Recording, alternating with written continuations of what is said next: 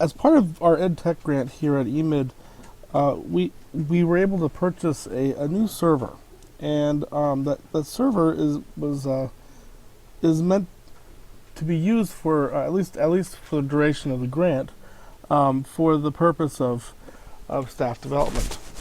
And so we purchased a server and loaded Moodle onto it.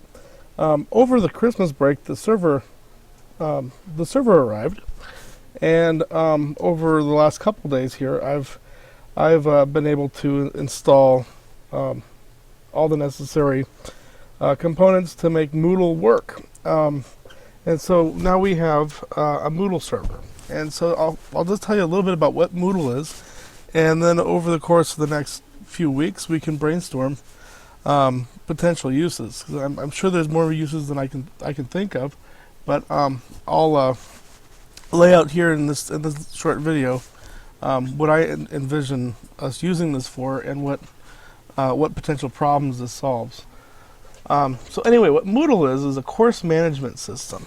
Basically, it's a way of managing content, files, links, documents, videos, all that kind of stuff.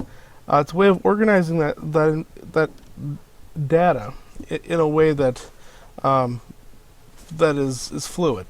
So, for instance, you can build online courses in Moodle, and typically what most people use Moodle for, or what most schools use Moodle for, is to facilitate online instruction. So if you were to offer an online class, you would build a course in Moodle, and then give your students a link to your course and enroll them as a user.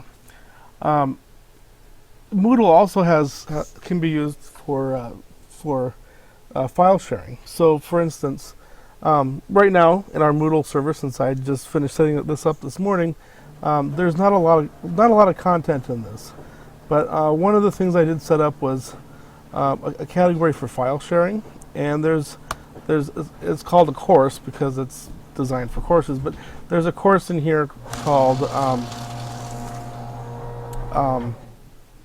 Interactive Whiteboard Resources. And so there's a few different things you can do in here. You can go to the forum and see any kind of news. That's a standard feature in all these Moodle courses. You can go into this little forum here, and you can post a discussion topic where you can upload flip chart files and share them with each other. Or you can go in here and post links to articles and websites, and also discussion. So it really could also be used for file sharing and networking. The advantage to this over what we have with our shared drives is you can access this from home. So because it's a website, and it's accessed through the web browser, we can access the content that we upload to the Moodle server from anywhere. The downside is there is a file size limitation that may end up preventing us from being able to share everything, but that is another thing that we can maybe work out in the future, if we see a need to change that. But the other thing I see this for, at least for our internal use or staff development, is with staff development. Right now, I've loaded one course in here, and it's just a course on how to build Moodle courses and how to teach online. But what we could also do with this is we could load up a courses for the other area, like for instance, different areas of relicensure for teachers. So let's say you're a new teacher to the district, but your license is up this year, and this year the district is offering a workshop on reading strategies, but you still have to do the developmental design and the mental health training that's needed for teacher relicensure.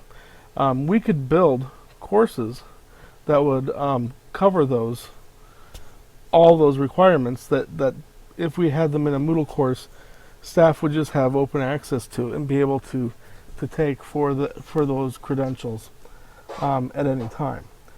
This would be a benefit for the staff members who have those needs, but it's also a benefit for the district in that those days that are normally set aside for that kind of workshop or training can be freed up for other purposes.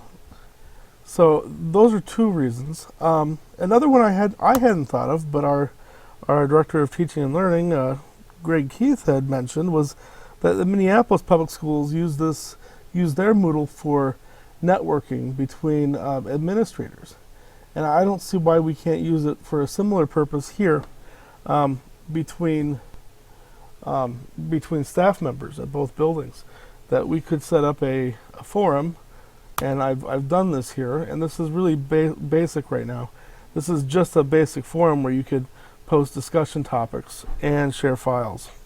But we could also do this if we wanted to open this up to different groups outside of EMID. And the long-term vision with this, and something I discussed with Brenda before she left, was that eventually we'd be able to use this to offer online courses to students in our member districts to fill some needs that they may have where they may not have the capacity, but having a consortium like this would allow us to offer some online instruction. Right now, with the infrastructure we have, we would have to have a few other things in place before we would be able to manage that kind of traffic. And additionally, with the staff development too, if we had ended up developing this out quite a bit, and had offerings that would be valuable to teachers in our member districts, then we could also offer this up for staff training or for professional development, open access to other teachers outside of our building. If we were to get our bandwidth up, maybe go to a T3 line instead of a T1, this would be a possibility. Right now, that in the short term, that's something that's not going to probably happen. But the capacity here is there if that infrastructure is updated. So that's kind of a really quick overview of what Moodle is, and I'll be slowly adding people to this account to test it and use it and give feedback as to how we should structure it, what kind of courses we should put in here, what other categories of courses we want, and eventually some of you may end up wanting to use this as a place to augment your course curriculum. So, for instance, if you have a course in a math class where you have a lot of online resources, rather than just using teacher space, you could actually create an account in Moodle for your students and use this for a lot of their online content. It'll also do things like keep a gradebook for you, do online quizzes. Students can have their own blogs on here, and because it's password protected, it is a walled garden, and only people that we assign permission to would be able to have access to their writings. So not so much a tech tip as an update, and let me know if you're eager to try this out, and I'll put you in as a user right away. Otherwise, I'll slowly roll those out over the next couple of weeks.